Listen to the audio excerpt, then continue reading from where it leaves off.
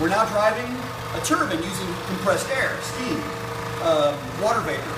Now that that's going, I'm going to flip on a valve and get the steam to come through this pipe. Give it a little bit of a nudge here. And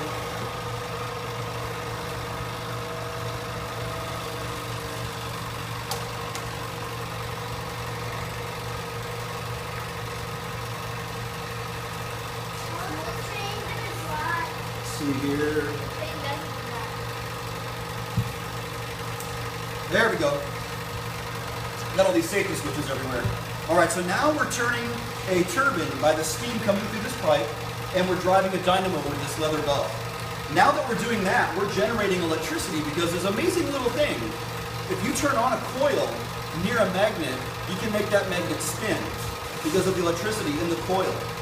But if I take that coil and I put a magnet next to it and I rotate the magnet, it will also create an electric current in the wire, and I'll explain that more in just a few seconds. But that's what we're doing now. We're generating electricity, and with that, I can go over here and flip on a light switch, or I can turn on this incredibly giant bulb. This is so bright, I want everybody to look up here at my hand for me, okay?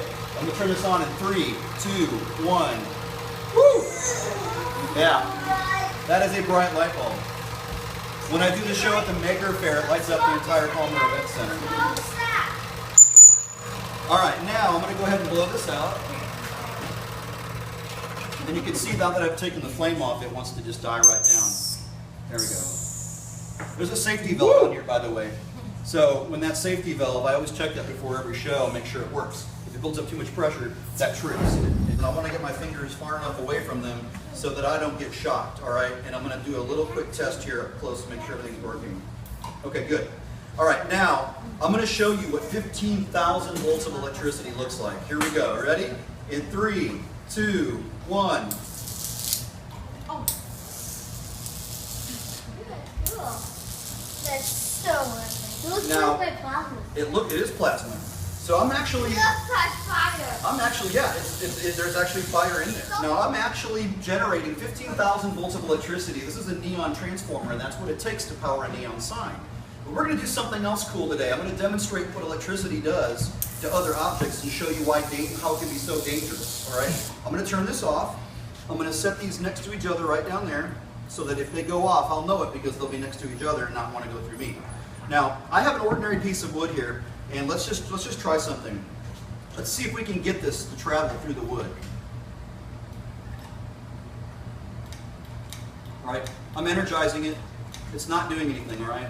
Now, if I get it really close, it'll go across the outside of it, but not through it. Now, let me take, and I'm going to plug this into the top here and push it down inside that dowel. Is that white wood? It's just a piece of poplar, it's called. It's a type of softwood. All right. Is it Now, 2x4? I thought it was PVC pipe. Now, so we've demonstrated that electricity will not flow through that piece of wood. Now, let's see if we can make that piece of wood conductive to where electricity will flow through it. And inside here is some salt water. It's not a good mix. That's right, it's not a good mix. And I'll show you exactly why electricity can be extremely dangerous. I tried. I'm going to put a little bit of this salt water on here. Oh my gosh. Oh my God. I did this one before. I almost shocked myself. Now, for all of you who are going, oh no, what's he doing? I'm proud of you because that means that you know about safety. Now, anybody want to? Okay, guys, just pay attention. Right. Anybody want to tell me what is one of the minerals inside us that we sweat when we sweat out that comes out of our skin? Water. Okay, water is salt. There we go. So we have water. When we sweat, we have water that comes out of us. So that means that there's water in us, right? If it's coming out, it's got to be in there. There's a lot of water in us, all right? Some of us have more water than others. I sweat all the time, and so I'm always losing water. That's kind of gross.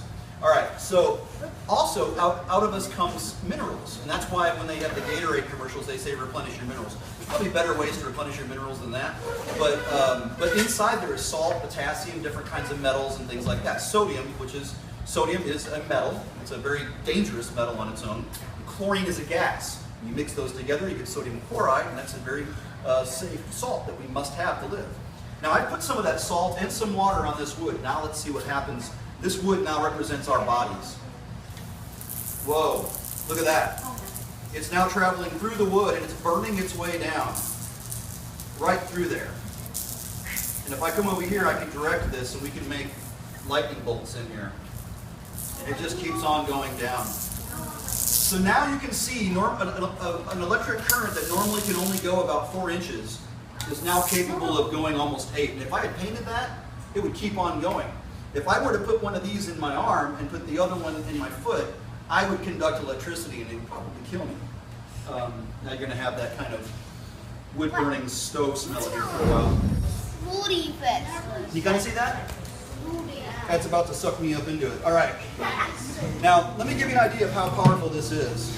I don't want to use my hand for this, so I'm going to use this piece of wood. And this is where it's important to know the direction, because I don't want to come up underneath it. And keep this in mind when you're playing with your power tools. When you watch that rotation, always keep that in mind. When you're ever around a motor, always know what direction it's turning. Never forget that. It's one of the most important things about work. So I never want to come at it like this because it can push that thing right out of my hand. So I'm going to come in it from the top. I don't ever stick things in blades that you're not willing to cut, but let's just see how loud and powerful this motor really is.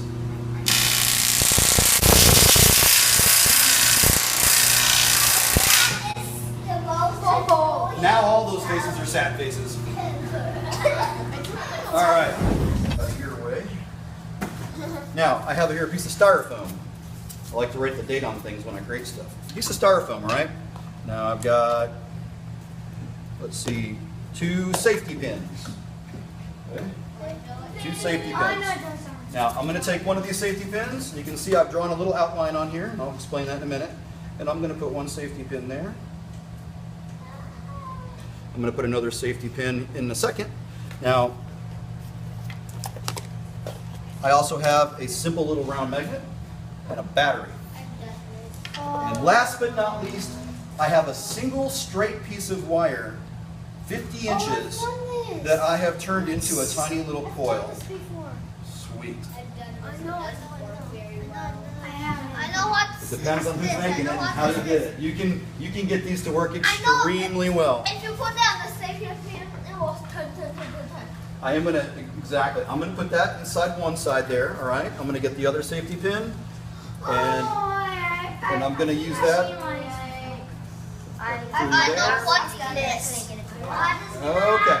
Now a lot of people have trouble making these things work. You have to step back and go, what is causing the problem? And keep working on it and keep making little changes until it gets better and better and better. Now, if I were to connect a battery to this, I am now energizing this coil. Well, actually only half the time. There's red coloring on it, right? That's enamel, that is insulated material. It does not conduct electricity through that outside, only through the copper on the ends. So on these wires, I scraped off the enamel on one side, on the bottom only. The top still has enamel. So when I flip this like this, it's now making contact and it's energized. But it's not doing anything at all, is it? Why? Because we need to add some magnetism to it. We have electricity and we have magnetism. Once again, the sweethearts of science come together and you put those together and what do you know? You got a motor that spins. Now, that works pretty well, huh? And the ones that you guys build today are going to work just as good. Wait, we're going to build these? I've got enough materials here for every one of you to build one of these motors and take it home with you. I can take it. You get to keep it. That's right. Look how fast. That's spinning at over 1,000 RPM. I don't know. Revolutions per minute. Good question. So now, because it's only conducting half the time, a little battery like this can last a really long time. So there it is. There's the world's simplest electric motor. And there's one design that's a little simpler, but it doesn't do anything as fast and powerful as that. All right. So here's Lena, and she has gone high voltage on us. Conducting electricity. Yeah, look at that. So she's using electricity, 15,000 volts from a powerful neon transformer back here, with her hands just inches above it. You're fine. And so she made a water solution with baking soda, and it's allowing that voltage to finger out and make all these awesome branches. Nothing like tickle in the tail of the dragon, as they say. I don't know if they say that. Maybe the lava going through there, isn't that cool? Looks like a, I don't know, it's just awesome. Definitely tickling my heart. I'm so excited. Whoa. Am I getting too close? You're fine. Just don't get it closer. Wow, it's so cool looking. Things are closer than they appear in your That's exactly right. So camera. now watch your fingers on your right hand, on your right hand. Bring your arm up a little bit higher. There you go. Just to kind of keep it away from the wet wood. And also away from the case of the transformer. So if you do get shocked, I want to get it on film. I'm just kidding.